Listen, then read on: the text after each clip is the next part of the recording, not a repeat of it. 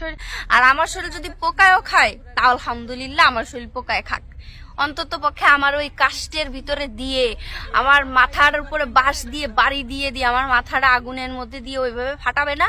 তারপরে হচ্ছে ওরকম মানে কি বলবো, ওই ভয়ঙ্কর যে আমার শরীর পুরাচ্ছে, শরীর থেকে তেল বেয়ে বেয়ে বেয়ে বেয়ে পড়তেছে, মাথার গিলু গলে গলে গলে গলে পড়তেছে, ওরকম তো হবে না, আল্লাহ মাফ করুক।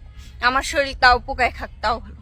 আমি আমি যতটুকু গোনা করব, আমার গোনার তো আমার তো হবে, আমার শাস্তি হবে না, অবশ্যই হবে। আপনারা তো বিশ্বাসই করেন না, আপনারা তো আপনাদের শাস্তি আছে কি না আছে আপনারা তো এটাই বিশ্বাস করেন না।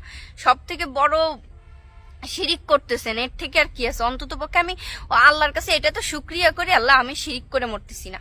আমি আমি অন্তত পক্ষে আমি আর যা করি করি, সবাই আমার বলে, অনেক অনেক অনেক মুসলমানরা আমার বলে যে আমি পর্দা করি না, আমি মুসলমান হয়েছি তা আমি কি পর্দা করে চলি না। আমি যতটুকু সম্ভব আমার দিক থেকে আমি যতটুকু পারি আমি সবসময় নিজেরা সেফ রেখে চলার চেষ্টা করি। আমার ফ্যামিলির সম্পূর্ণ দায়িত্বটা আমার পুরো ফ্যামিলিটাকে আমার দেখা লাগে।